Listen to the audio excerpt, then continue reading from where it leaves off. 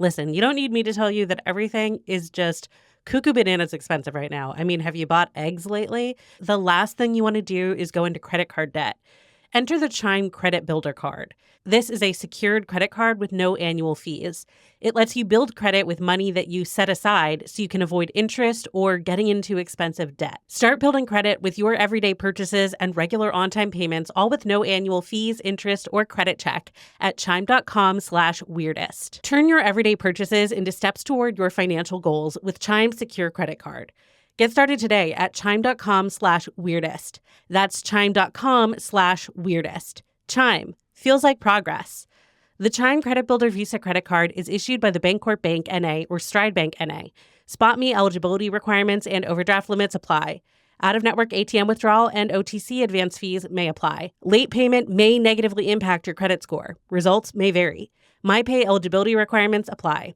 Credit limits range $20 to $500. Go to chime.com/disclosures for details. I love Honeylove's bras and shapewear products. Honeylove shapewear is designed to move with you instead of working against you, highlighting your curves and making it easy to get dressed, get undressed, go to the bathroom, and dance the night away. Honeylove products also feature lingerie-inspired design details that you'll want to show off, plus high-quality fabrics that feel so lovely against your skin. Treat yourself to the best bras and shapewear on the market. Save 20% off at honeylove.com/weirdest. Use our exclusive link to get 20% off. honeylove.com/weirdest to find your perfect fit. After you purchase, they ask you where you heard about them. Please support our show and tell them we sent you. Elevate your comfort, elevate your style with Honeylove. We all deserve a little luxury, but that doesn't mean it's easy to afford it. Quince offers a range of high-quality items at prices within your reach. Like 100% Mongolian cashmere sweaters from just $50, washable silk tops and dresses, and 14-karat gold jewelry. Quince items are priced 50 to 80% less than similar brands. I'm still loving my cashmere cardigan from Quince, and a lot of my family members have been buying their own sweaters too. Give yourself the luxury you deserve with Quince. Go to quince.com/weirdest for free shipping on your order and 365-day returns. That's QUINCE.com/weirdest to get free shipping and 365-day returns. Quince.com/weirdest.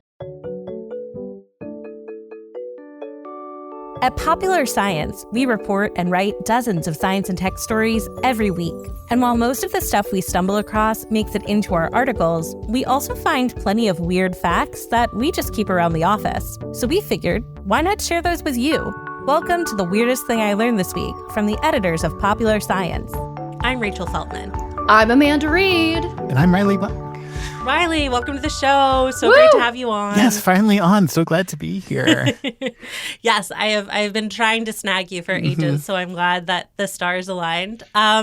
For listeners who aren't familiar with your work, would you tell them a little bit about the awesome stuff you make? Sure. I'm the author of The Last Days of the Dinosaurs and When the Earth Was Green, in addition to about a dozen other paleo books. I regularly write for Smithsonian, National Geographic, Slate, and other science publications like that. You've probably heard me on Science Friday or seen me on Nova. I mostly run around chasing and talking about dinosaurs for most of my career. Amazing. And you have a new book coming out, right? That's right. Yes. When the Earth Was Green is a book all about the interrelationship of fossil plants and animals, and that comes out on February 25th. And I'm really proud of this one. Amazing. Well, and this is the first time I've been able to get you on the show, but longtime listeners might remember, I just realized I did a fact a few years ago pulled from your book all about bones, talking about the bone market on Instagram. So folks, if you have not read Riley's work yet, definitely need to check it out. You had me at bone market. Yeah, I mean, thankfully not as much of a thing as it used to be, but it used to be so bizarre that it's like scrolling through and you're like, oh, this is someone selling somebody else's skull. I do not know where it came from, how they got it, where it's going. This doesn't seem There's good. definitely nothing ethically wrong going on here. Nothing to worry about. Well, excited to talk about some weird stuff with y'all today. So let's get right into it. On the weirdest thing I learned this week, we start by offering up a little tease about some kind of fact or story that we found in the course of reading, writing, reporting, shopping for bones, etc. Decide which one we just absolutely have to hear more about first. Then once we've all had time to spin our little science yarns, we reconvene and decide what the weirdest thing we learned this week actually was in a chill, non-competitive fashion where all the girlies always win, which is how the world should be. Amanda, what's your tease? My tease is, oops, accidental battery. Cool. If I had a nickel. My tease is, do hockey players sound more Canadian than other Canadian people? Maybe. Incredible. Ooh, okay, yeah. Riley, what's your tease? I'm just going to keep it simple. Go towards the light. I'm going to keep it a little bit cryptic. Yeah. Oh, that is great. I hate when guests have really good teases because I never make guests go first. But Amanda, you also had a somewhat cryptic tease. So take us away. Okay. So have you ever stored leftovers in like a steel pan with aluminum foil on top, and then you unsheath the foil and you're like, what is this weird black stuff? On top of my leftovers. Congratulations, you've made a lasagna cell. And it's called a lasagna cell because typically it happens with lasagna.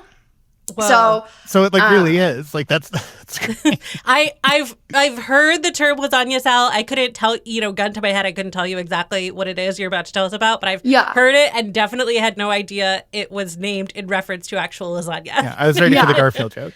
Exactly. And he is my favorite cat of all history, other than my own cat Junk. So it happens when lasagna or any other sort of like salty, moist food is stored in a steel baking pan that's covered in aluminum foil. And afterwards, like after a few hours, the foil develops small holes where it touches the lasagna or the food surface, and usually it's the melted cheese on top. It becomes covered in small spots of corroded aluminum.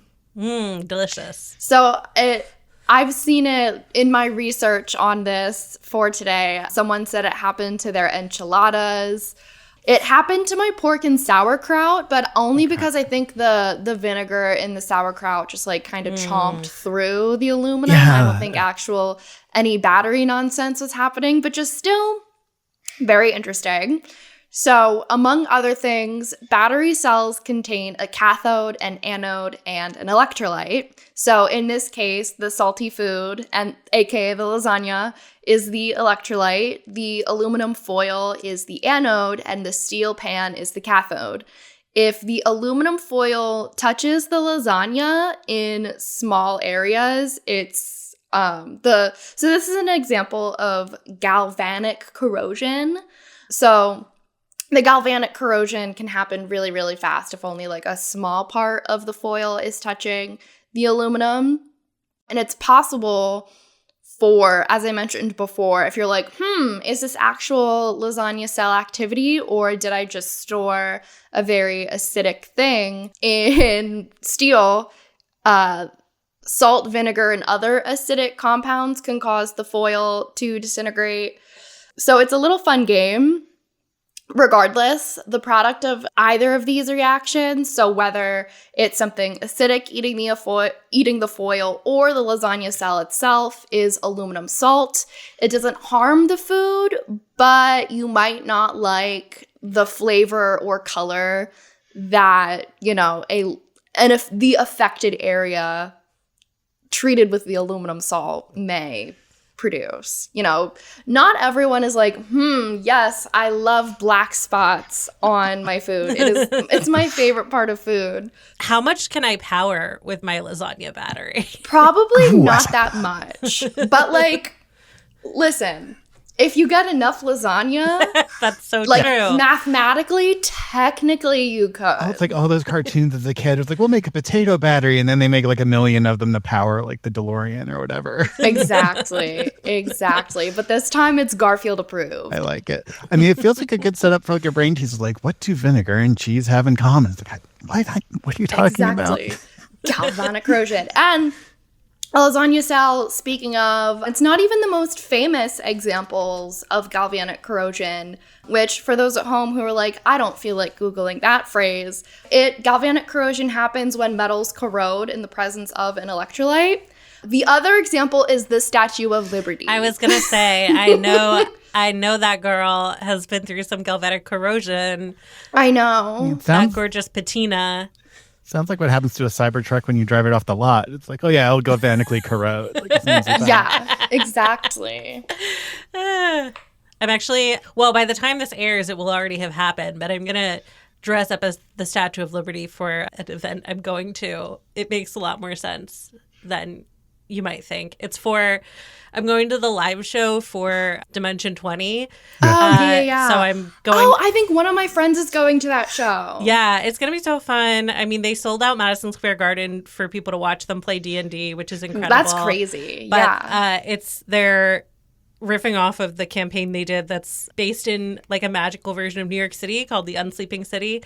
And I realized, I was like, I have a diaphanous green dress. I'm just going to like spray paint my hair and get a foam tiara. You have a talking point now. If someone says like, oh, I like your outfit, it's like, thank you, it's the galvanic corrosion. Yeah, exactly. Thank you. It's science, baby. It's a lasagna cell. Yeah. I should just go as a lasagna cell. Exactly. New Halloween costume just dropped. I hate gay Halloween. What do you mean you're a lasagna cell? Yeah. Oh, that's right. You get to like sexy lasagna cell from Spirit Halloween or something. Right. I love it. Amanda, another incredible factoid, as always. And another great food-related factoid. First ginger ale, now lasagna. I know. Two things I love. All right, we're going to take a quick break, and then we'll be back with some more facts.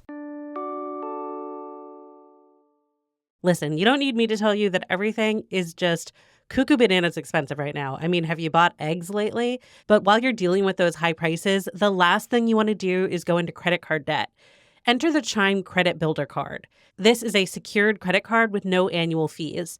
It lets you build credit with money that you set aside so you can avoid interest or getting into expensive debt. Start building credit with your everyday purchases and regular on-time payments, all with no annual fees, interest, or credit check at chime.com/weirdest. To be honest, credit scores should not be a thing. But we live in a society, and I personally rely on having a decent credit score for a lot. I mean, the fact that you need a good credit score to get a good rate on loans, if you need to lease a car or find somewhere to live, is just horrible. So if you're looking to improve your credit or start building a credit score for the first time, the Chime Credit Builder Visa credit card can help. Basically, you put some of your own money away and then use that money to build credit. You can also use it everywhere Visa credit cards are accepted. Chime also allows you to access more than 50,000 fee-free ATMs, and it offers fee-free overdraft with SpotMe. You can overdraft up to $200 without fees with SpotMe when you sign up a qualifying direct deposit. Turn your everyday purchases into steps toward your financial goals with Chime's secure credit card. Get started today at chime.com/weirdest. That's chime.com/weirdest. Chime. Feels like progress. The Chime Credit Builder Visa credit card is issued by the Bancorp Bank N.A. or Stride Bank N.A. SpotMe eligibility requirements and overdraft limits apply. Out-of-network ATM withdrawal and OTC advance fees may apply. Late payment may negatively impact your credit score. Results may vary. MyPay eligibility requirements apply. Credit limits range $20 to $500. Go to chime.com/disclosures for details. I love Honeylove's bras and shapewear products. Their bras are perfect for lounging around in, offering just a little bit of support while keeping you super comfortable. And their shapewear provides all of the compression and sleekness that I'm looking for when I put on a restrictive undergarment without anywhere near the level of discomfort I get from other brands. And it also just looks great. Honeylove says their products are intelligently designed by women who actually wear them, including the brand's founder, Betsy Betsy, who is highly involved in the development of each product. Honeylove shapewear is designed to move with you instead of working against you, highlighting your curves and making it easy to get dressed, get undressed, go to the bathroom, and dance the night away. Honeylove products also feature lingerie-inspired design details that you'll want to show off, plus high-quality fabrics that feel so lovely against your skin. Treat yourself to the best bras and shapewear on the market. Save 20% off at honeylove.com/weirdest. Use our exclusive link to get 20% off, honeylove.com/weirdest, to find your perfect fit. After you purchase, they ask you where you heard about them. Please support our show and tell them we sent you. Elevate your comfort, elevate your style with Honeylove. Okay, we're back, and I'm going to get into my fact, which, as I said, is all about hockey players and Canadianisms. Are either of you hockey fans? A little bit. I live in Pittsburgh, Pennsylvania, so we have the Pittsburgh Penguins, Stanley Cup champions 2017, yeehaw. So there is a big hockey culture in Western Pennsylvania. So by proxy, I am just very familiar with hockey. My older sister's husband also works for a farm team for the Capitals. So I'm like, actually, yes, I am way more involved in hockey than I thought. Yeah, absolutely. Unfortunately, I don't know all that much about it. I went to a couple Devils games as a kid, and I remember friends having hockey NES games, but I mostly remember like the point was to try and get the players to fight. So I'm like on like Yes. sub 101 levels for hockey, but I know what it says. Yeah, that's about my level of hockey. I did recently like see it on at a bar and was like, ooh, I haven't tried watching ice hockey since I got into roller derby. And I feel like maybe I was like, those men can skate. Maybe I'm interested. So we'll circle back in like a year. Maybe I'll be watching hockey by then. But yeah, I grew up in Devils territory, but people were much more interested in football, so it didn't come up much. And gritty didn't exist yet, so it was not quite the national conversation that it is now. Though, fun fact, I did once do a martial arts demonstration on the ice at a Boardwalk Bullies game in Atlantic City. Nice. And similar to that scene in Parks and Rec, they did not give us a full carpet walkway to the middle of the ice. Oh, no. Where they had put carpet down. We had to walk barefoot across the ice to the carpet to do our martial arts demonstration, which was just a really formative experience for me. And then meanwhile, Wooly the Bully, the Boardwalk Bullies mascot, kept like goofing around with us. And I was like, I am barefoot and you are a man in a giant mascot head wearing blades on your feet. So... Actually, watch my toes. I don't Get away actually from me. Stay away. But anyway, hockey, it exists. I also really like the show Letterkenny and the spinoff Shoresy.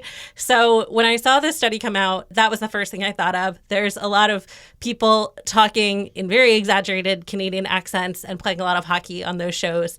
And so, yeah, a few months ago, a University of Rochester linguist named Andrew Bray, I think this was at a professional meeting that he presented this research. But basically, back when he was a master's student, he was interested in hockey lingo. He had played some hockey, I think, as a college student and was interested and knew a lot of hockey players.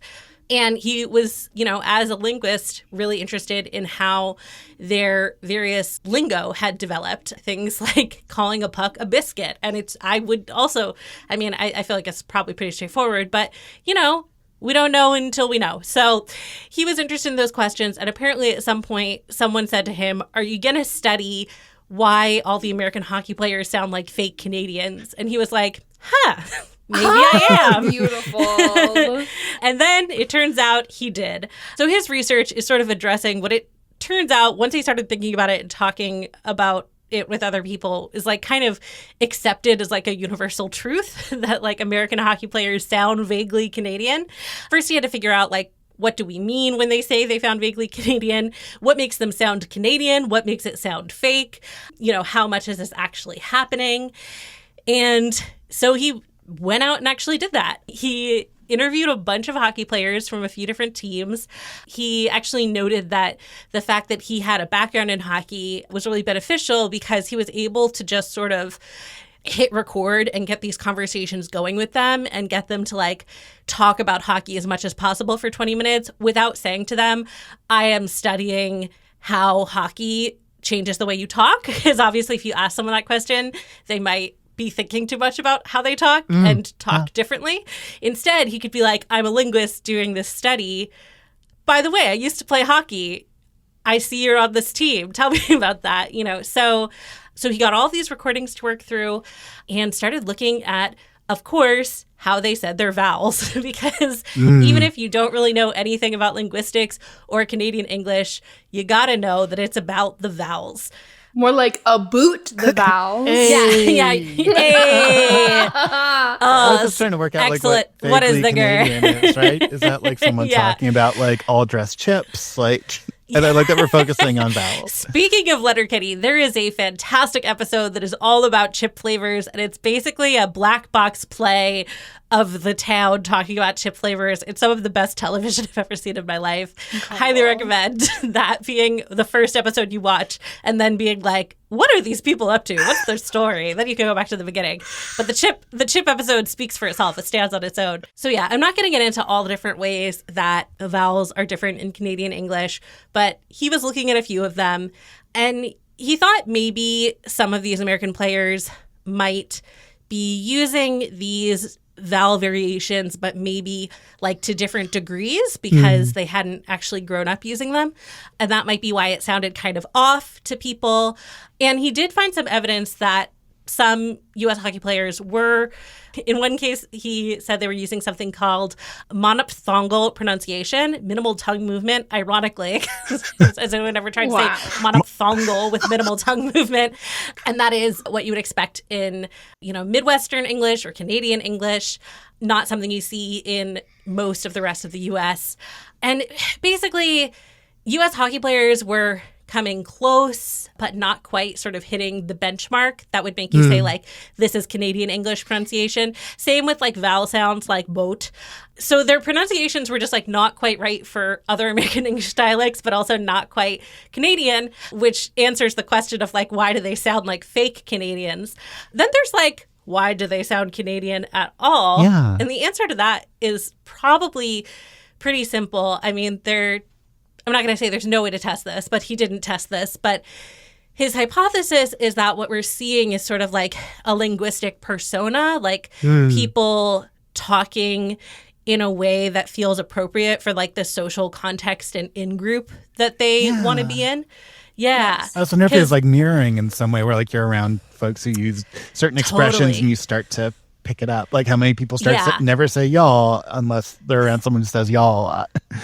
Exactly. Yeah. Well, and, hockey has such a Canadian identity and even beyond that, like a very like northern U.S. state identity. So even though it has now become a certainly national and even international sport, there's still an association with those parts of the U.S. when we talk about hockey. And there's still, to some extent, a majority of players coming from those parts of the U.S. and Canada, if only because there's more infrastructure to get kids into hockey early. So, yeah, the idea is that, like, hockey slang terms might be sort of preferentially pronounced in sort of Canadian English, and that then just that sort of diffuses into other words that they're using. And again, just like when you're in this group that it has like a Canadian vibe and, maybe the coaches are Canadian.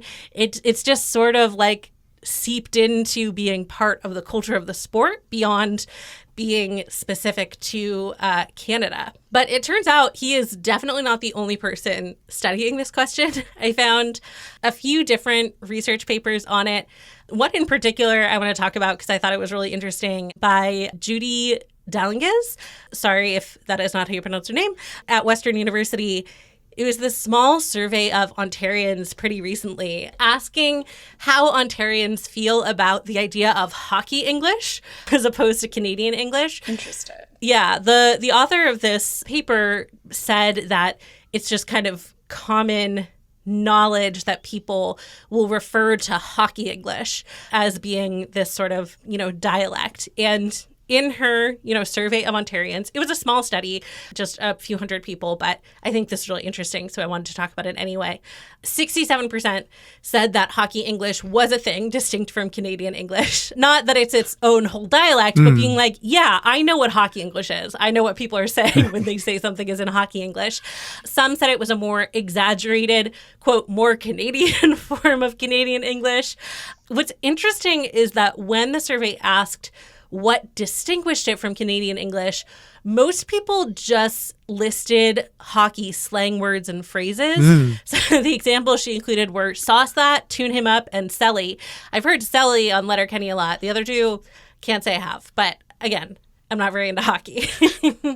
Or they gave sort of like vibe-based responses where they were like, Canadian hockey is more rural. It's uneducated. Yeah. Unfortunate, but apparently very strong stereotype.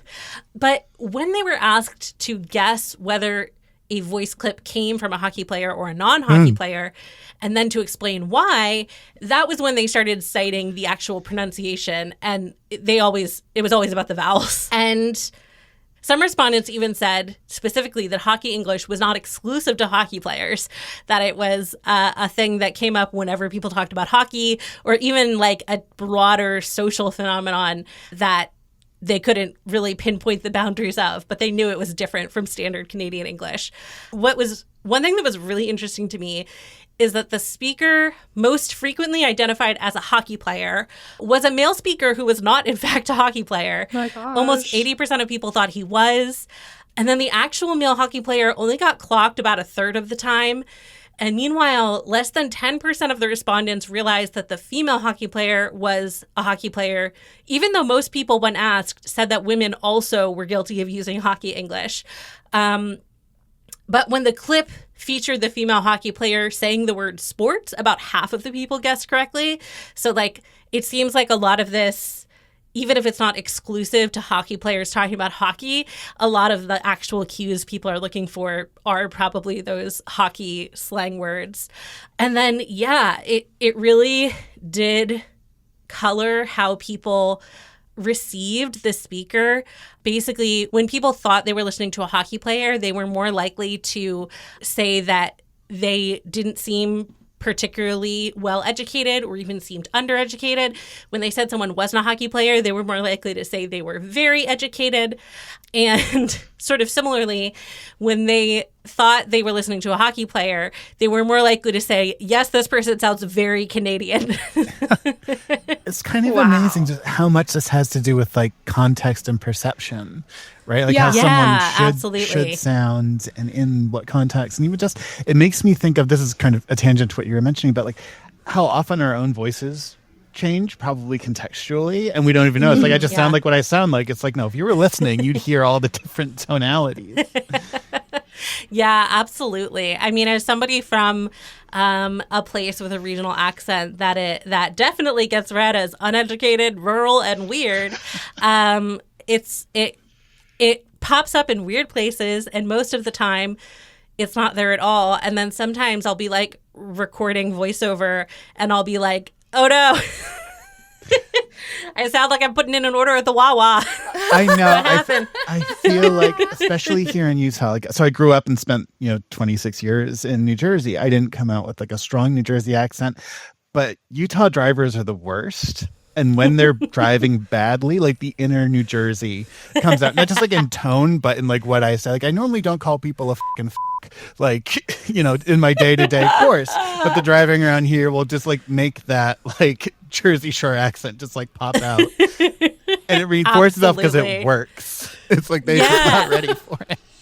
Yeah, nobody's ever ready for that accent. Not at all. It also reminds me of Madonna, when everyone was like, why is Madonna suddenly having a British accent? And it's well, I mean, she married a Brit. And I think a lot of people, Diana Agron of Glee fame, also I think married a Brit and spent some time in London. And I guess she was recently interviewed for something, and people were like, she's Madonna-ing. And it's surprise, when you spend enough time in a place with people of a similar dialect, you sort of start picking up on those on those cues and mimicking. Yeah, it's really interesting to me, like who gets mocked for doing that and what dialect they're switching to or from, because I think it's so natural for people's speech to change a little bit depending on where they're living and who they're talking to all the time. But we really love making fun of American people who suddenly sound British. That's true. Getting back to the hockey thing, it's really interesting how so much of what the people in the survey are saying circles back to the idea that people who are talking about hockey, playing hockey, are uneducated and rural. Apparently, there's research showing that even among hockey players, there's the pervasive stereotype that hockey players aren't intellectual. And I mean, it's fine if you don't want to be intellectual, but I bet there are many hockey players who are intellectual. And there's also a lot of media that conveys hockey as being like a small town thing, a rural thing. But that's like not really true anymore. There's been a lot of influx of players from urban centers. And of course, like hockey is a huge sport. But, you know, we still have these preconceptions about hockey players. And it extends to how we think they talk, whether or not that is actually a thing that's specific to hockey players or just sort of a vague sense of super Canadianness that Ontarians can't put their finger on. It's almost like how close can you get to Canada or a Canadian before you start to like be associated with the attributes? Yeah, absolutely. So, like I said, this is far from the only research on hockey English and how hockey players talk and how Canadian it is. I'm really looking forward to seeing more and also watching more Shoresy and thinking about that. I did also learn while putting this together that the origins of hockey are like, controversial isn't the right word, but like very murky because there are so many stick and ball games played through history. Basically, like so many disparate cultures and civilizations had stick and ball games, some of which maybe were sometimes played on ice. So we do know that Indigenous people in Nova Scotia were playing a stick and ball game probably on ice as early as like the 1600s. There's a lot of controversy over whether that means that hockey as we know it now has its origins there, because again, like also on the other side of the planet, people were knocking things around with sticks. But I guess that just means that like hockey is actually like a deeply universal sport. Yeah, it's kind of like the origin of like dumplings, right? Like, okay, we got pierogies over here and samosas and gyoza and everything. Like, maybe we just really like wrapping proteins in dough. Yeah, as we should. And yeah, it seems like humans are just when there's nothing to do, humans are prone to picking up sticks and rocks and being like, let's what can we do here? What can we do with this? And isn't that beautiful? We're going to take one more break and then be back with one more fact. Do you love the finer things in life, but not always how much they cost? Yeah, me too. We all deserve a little luxury, but that doesn't mean it's easy to afford it. That's what's so great about Quince. Quince offers a range of high-quality items at prices within your reach. Like 100% Mongolian cashmere sweaters from just $50, washable silk tops and dresses, organic cotton sweaters, and 14-karat gold jewelry. The best part is that Quince items are priced 50 to 80% less than similar brands. Quince says that by partnering directly with top factories, they can cut out the cost of the middleman and pass that savings on to us. Plus, Quince doesn't just use premium fabrics and finishes. They also say they only work with factories that use safe, ethical, and responsible manufacturing practices. And that is so much more important than a luxurious feeling sweater. I'm still loving my cashmere cardigan from Quince, and in fact, a lot of my family members have been buying their own sweaters too. Everybody keeps talking about how fashionable and soft and comfortable they are, and of course, the great prices. Give yourself the luxury you deserve with Quince. Go to quince.com/weirdest for free shipping on your order and 365-day returns. That's QUINCE.com/weirdest to get free shipping and 365-day returns. Quince.com/weirdest. Okay, we're back. And Riley, you want us to go towards the light. I'm down, but tell me more. Well, what I picked is something I had to actually go back and rewrite some of my book to include this. It was just like so cool. It's like under the wire. I have a couple days left, but like this has to go in there because it's something that's so basic that I think we just assume scientists know, right? So I remember being in preschool and, you get your little seedling and a little thing of dirt and you grow a seed and you learn how to grow stuff. And there's always that point where it's like, well, plants are phototropic. They bend towards the light. And that was like the first nerd word I think I really got enthusiastic about. Like phototropism, it's a satisfying one to say. I like it. It's like, that does something cool. What is it? But for, basically for as long as we've been studying plants, we don't really know why plants do that. We know that they do. We know that, given that plants require sunlight, they require, generally require sunlight, require that energy to, undergo photosynthesis. The chloroplasts, in their cells become stimulated when they hit sunlight. But it never really seemed to explain why a living thing would bend towards sunlight. We didn't have the mechanism, basically, in other words. And then 2023, we got a science paper that basically came out of an accident. And this is like one of my favorite kind of science stories where somebody says like, that's really weird. And then they follow it, right? So this particular lab was studying genetics in basically a brassica, like a kind of cress that's very commonly used. It's like, that little roundworm. It's like that equivalent, but for plants in these genetic studies. And the researchers realized that some of these plants had a mutation to this little like protein transporter thing, ABCG5. And the plants that had this particular mutation, they weren't following the sunlight as they were growing. Like as seedlings, like they could not track where the light source was coming from, and they weren't photosynthesizing right. So they're just like, that's kind of weird. Like why would this particular mutation for like a transport protein do this?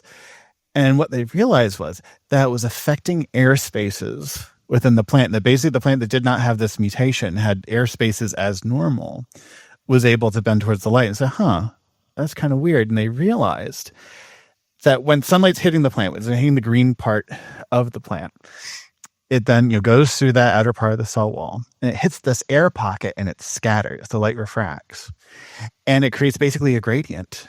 So the plants can tell where the light is stronger versus not. So if they don't have these air spaces, the light doesn't scatter. It doesn't create this gradient and there's no way for them to detect it. So basically plants rely on, at least like so far as the species goes, they still have plenty more work to do, but it's these air spaces that basically interact with the sunlight in such a way that they can tell where it's coming from.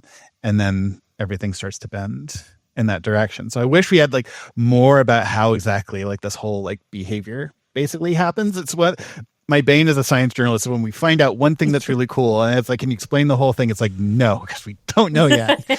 Yeah. But we at least know that these air spaces are critical for this basic thing that plants do. And I just love that like everybody knows this. It's like this common bit of knowledge, but until 2023, we had no idea how they did it.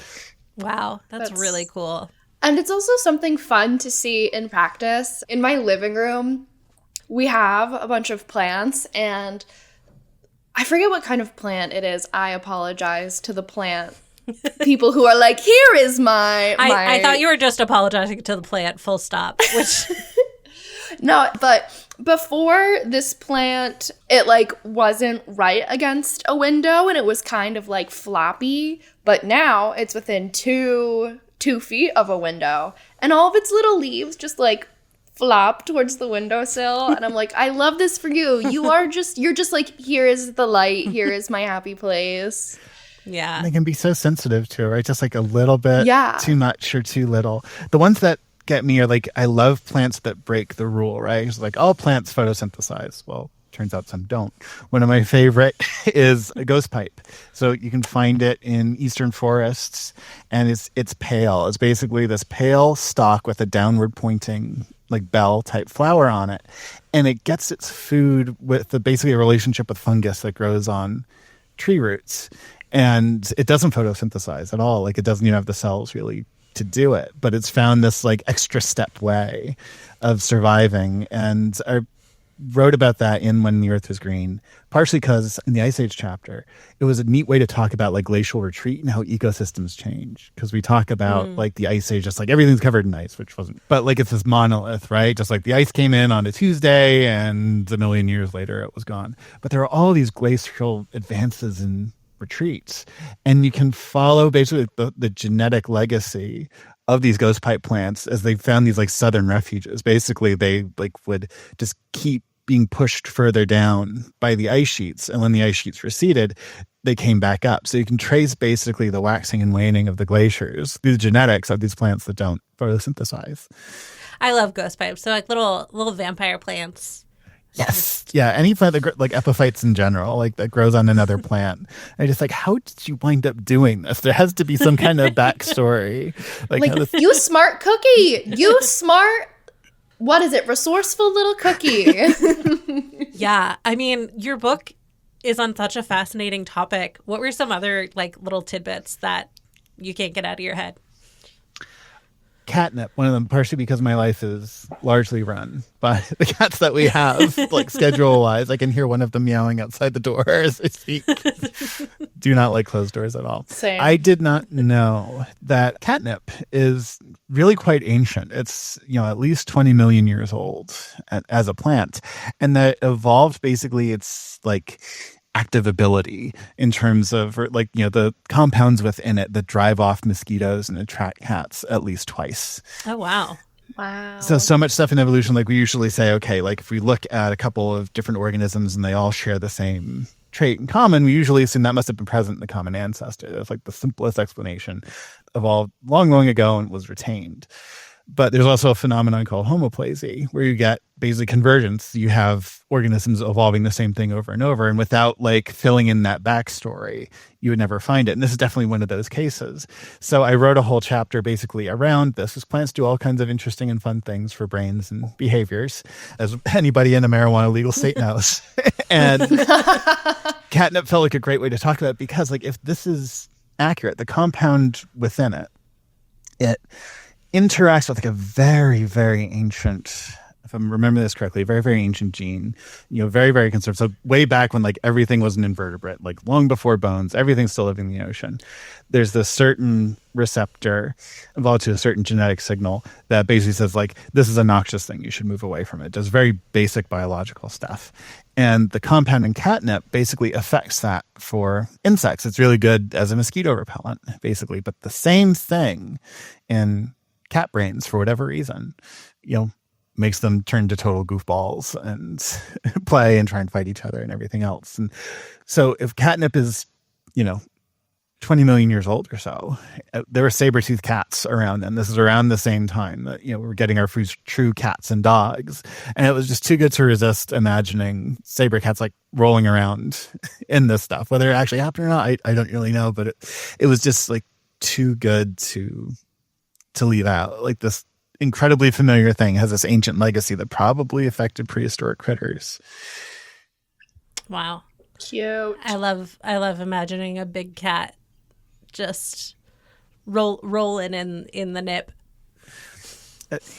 Another one of my favorites had to do with a fossil bat from New Zealand that's about 14 million years old or so. That's related to bats that still live there. New Zealand's kind of fun because since it's, a couple of islands, you get evolutionary weirdness that you don't normally get elsewhere, right? So look, there are bats there living today that mostly walk on the ground. And this fossil bat was related to one of these sorts, and they also pollinate. So to highlight pollination, I thought about, how this particular prehistoric bat would have pollinated this ancient flower. But we know that if a certain flower disappears, if it goes extinct, the relationship between pollinator and flower can be so close that they become anatomically extremely well adapted to each other, right? I forget the exact name, but that was one of the famous things that we always like gas Darwin up about, even though he's been dead for so long, is like he guessed that there's going to be a moth that matched this flower. And it is a good example where it's like you have like a particular kind of sphinx moth that's, basically proboscis is so long to match a very specific kind of flower. But the dark side to this is you get basically so evolutionarily codependent, for lack of a better term, that if one of them goes extinct, they're kind of left hanging and something else has to do it. And we see this on some of these places where you have this wonderful biodiversity. But if one species starts to disappear, in this case, like some of the flowers, like the bats have to basically switch to something else or go extinct. So these beautiful examples of very precise adaptation, but there's always kind of a cost or a catch to it. Yeah, totally. Well, thank you so much for coming on, Riley. This has been great. And Amanda, great as always to have you. Riley, would you remind our listeners what some of your books are called, where they can find you? Yes. So my most recent book that's already out is The Last Days of the Dinosaurs, and that's in physical ebook or audiobook. You can find that basically anywhere you find books. And the new one, When the Earth Was Green, Plants, Animals, and Evolution's Greatest Romance, that comes out on February 25th, and they'll also be in physical ebook and audio basically everywhere. On Blue Sky, I'm Resting Dino Face at bluesky.social. Perfect. And that's where I post most of my stuff. Otherwise, I write articles all over the place. Smithsonian and National Geographic are some of my most regular clients. But generally, if you see like a new thing about dinosaurs, like the byline's probably mine. Nice. Well, thanks again for coming on and for sharing some weird facts with us. Yeah. Oh, this is so much fun. Love talking about Canadian accents and weird plant stuff and lasagna cells. I will have to look out for them. That's gonna have to be like the next car innovation. It's just like a bunch of lasagna in the trunk with some wires hooked up to the engine. Absolutely. The Weirdest Thing I Learned This Week is produced by all of our hosts, including me, Rachel Feltman, along with Jess Bodie, who also serves as our audio engineer and editor extraordinaire. Our theme music is by Billy Cadden. Our logo is by Katie Beloff. If you have questions, suggestions, or weird stories to share, tweet us at weirdest_thing. Thanks for listening, weirdos.